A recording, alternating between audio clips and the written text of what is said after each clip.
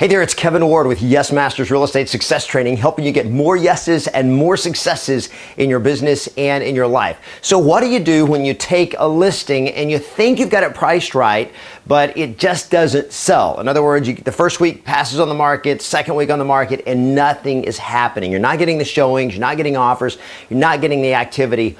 What do you do? How do you handle it?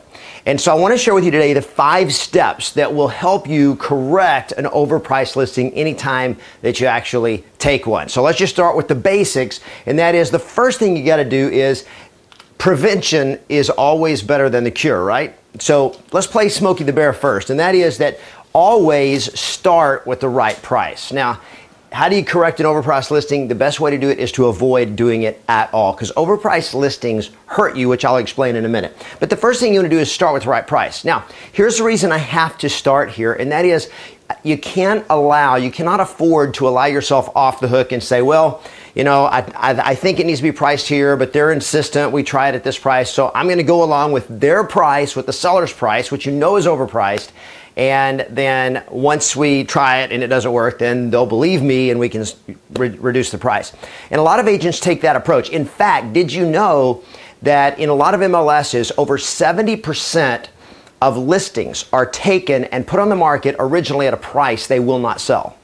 Over 70%. And this is in markets all over the United States that there are that over 70% of listings, when they're first put on the market, at the price they're put on the market, will not sell. They either expire, they are canceled, they're taken off the market, or they require one or more price reductions to actually sell. Now, I don't know about you, but I think in any other industry, a 70% initial failure rate, failure to launch correctly, would not be acceptable. Okay, if the airline actually the plane only took off 30% of the time on the first try, I don't think that would be acceptable. If your attorney didn't win the first time you went to court, I don't think that would be acceptable. If a doctor flubbed the initial incision or the initial diagnosis 70% of the time up front, I don't think that would be acceptable. So why in the world would that be acceptable in the real estate industry if that 70% of homes that are listed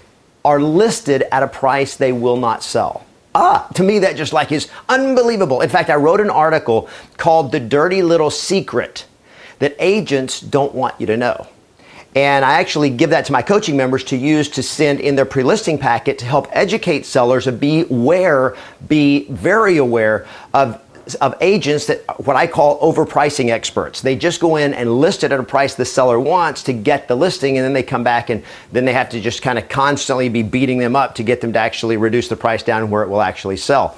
Well, you've got to learn how to start with the right price. Now, how do you do that? By becoming skilled at educating the seller in the listing presentation as you go through the market analysis, educating them on what the market is actually saying, and then being confident and strong on your price. And agents will say, well, I tell them and they just don't listen to it. Listen, if you've downloaded my free listing presentation, when you learn how to actually present that listing presentation and the market analysis correctly, you're going to get people buying into it. In fact, I just had an example recently. One agent, one of my coaching members named Mike, he's in Ventura County, California. He listed an expired listing that was previously on the market at $940,000. $940,000. Did not sell. He listed it at $775,000. It sold in 2 weeks with multiple offers. Now, my question to him when he was talking about this, and he was actually sharing this with us on one of the mastery coaching calls that I do, and so I asked him, how did you do that? And he said, well, I just followed the process that you teach us on how to help anchor them and educate the sellers on what the right price is, so that when we got down to the thing, and I said, so what price do you feel would get buyers excited about choosing your home over the competition? And they said $775,000. He said, dead on. Now, when he pre-qualified them before he went out, he asked them, so what price do you feel you'd like to put your house on the market for? Originally, they said I think it was $880,000 or something. So they knew it was overpriced before, but they're still thinking $880 when it was actually worth $775. How did he do it? Because he went in, followed a simple process, showed them what the market was saying, and was very certain and confident in his presentation that that was the right price. And my point is, when you do it right, people will buy into that and they'll accept it when you educate them and you lead them to make the right decision on pricing it right to begin with. So understand that it's so important that you commit yourself to prevention rather than cure when it comes to pricing properties. Learn the skills of how do you get people to price it right up front. It makes your job way less stressful. It makes the house sell faster. It makes it sell for more money, and you enjoy it more, and your sellers are a lot happier with you when you do it right from the beginning. Even though they may not like the price, when you educate them correctly, they'll do it. So now let's just say, though, that you took the listing, you thought you had it priced right. Now what do you do? And that's the question that I get occasionally is, okay, I thought this was the right price. We did the market analysis. It looked right, but we've had it on the market now a week. We've had 0 showings. We've had very little interest. I don't know what to do. Do I immediately tell my sellers? Do I wait? Do I cross my fingers? Do I pray? Do I punt? What do I do? So the second thing you need to do is, once you get it on the market and you realize, whoa, we're not getting the activity that we should be getting. Second thing you got to do, and you got to do this right away, is let them know, let your sellers know that you're on top of it. Now, what does that mean? That means communicate quickly.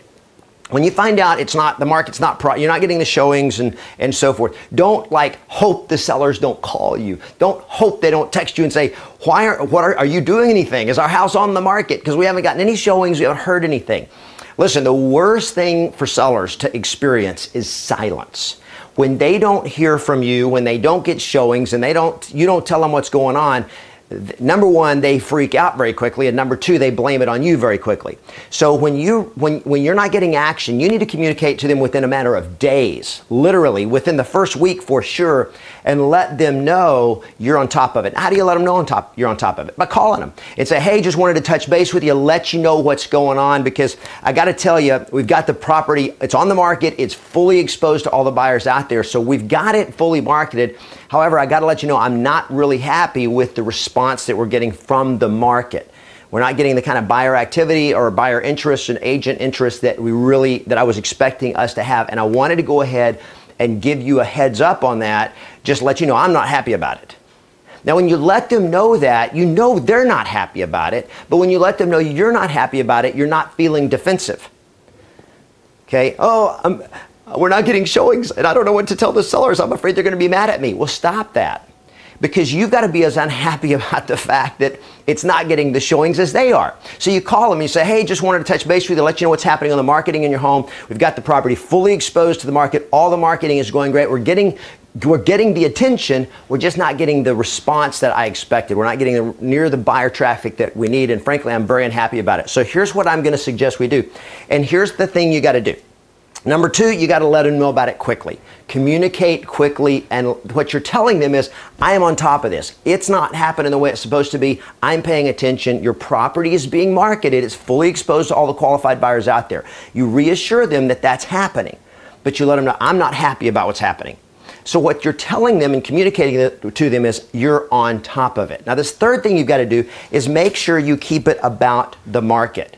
So here's what we're going to do is we're going to watch the market over the next couple of days, because right now the market is not responding to your house, not responding to the price that we put on the house the way we expected it to. You've got to keep it about the market, not about their house and not about the price. Just the market is not responding. Don't say we may have made a mistake on the price, or I tried to tell you in the market analysis that we were probably being a little optimistic. Make it about the market, that the market has not responded the way we expected to. Now, the fourth thing you're going to do is give them what I call give them fair warning. And what that means is your first contact is not telling them, okay, this is your realtor, we need to reduce the price. Because what happens is they think everything's going great, they think you're doing your job, and then you come back at them and your first thing they hear from you is, we got to do something they don't want to do. So how do you do this? Well, with kids, if you got a child, if any of those of you that are parents, you know this. If you just come out of the blue and tell your child who's sitting there watching their favorite television shows, and you just say, okay, it's time to take a shower, it's time to take a bath and go to bed, turn the TV off. Mom, Dad, they're gonna revolt against you. Why? Because you didn't give them fair warning. You didn't give them time to emotionally adjust to what's about to happen. Nobody likes surprises. Nobody likes to be shocked. So give them fair warning. So in this conversation with them, you're going to let them know, hey, I just want to let you know what's happening with the market right now. We have the property fully exposed to the market. I'm not real happy with the kind of action, the kind of traffic we're getting, or in this case, we're not getting. We just haven't gotten the showings, we've not gotten the response that I expected the market to deliver. So here's what we're gonna do. Now, I'm keeping it about the market. I'm letting them know up front that I'm on top of it. Okay, and then I'm gonna say, let's do this. Now, I'm doing this within the first week. What let's do is, I'm thinking probably we should just watch what happens and see what happens with the market and see if we get any pickup in activity over the next few days. And if not, then probably by the end of next week, we're gonna wanna sit down and revisit the pricing and the strategy we're using. Fair enough? Now, here's what I just did, is I gave them fair warning that we may be having to talk about a price adjustment.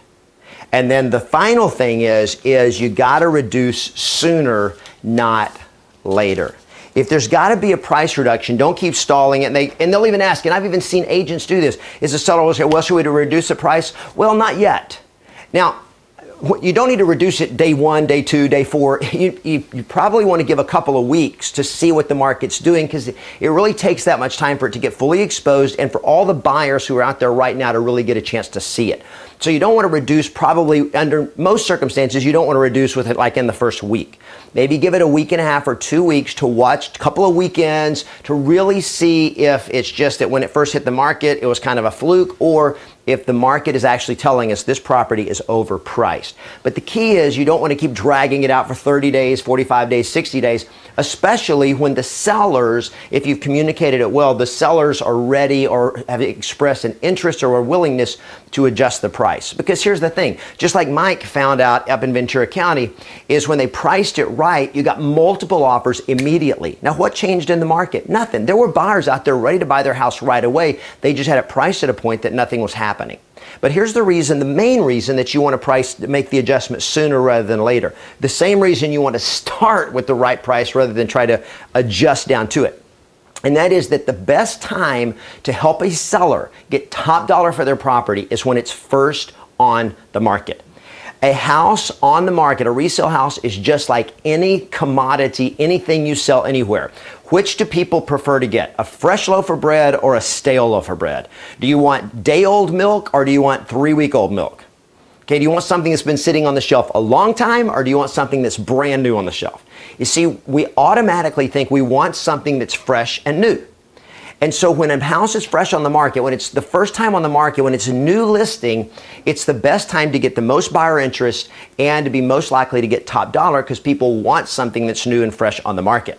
So after it's been sitting on the market, what happens is what I call the WWTH syndrome, and that is the what's wrong with that house? Because that's what buyers start thinking and start asking, and agents do too. Either they think, well, the seller's not motivated, they're not realistic, or there must be something wrong with that house because it's been on the market now for 3 months and nobody's bought it. What's wrong with that house? And so what happens is the longer a house sits on the market, the lower the offers it tends to generate. Whether it's way overpriced or just overpriced, is the longer it sits, the lower the offers are it's likely to generate, and the less urgency buyers will have. So you got to let your sellers know, in educating them on pricing, that it's important that we get to the right price as fast as possible, preferably from the start.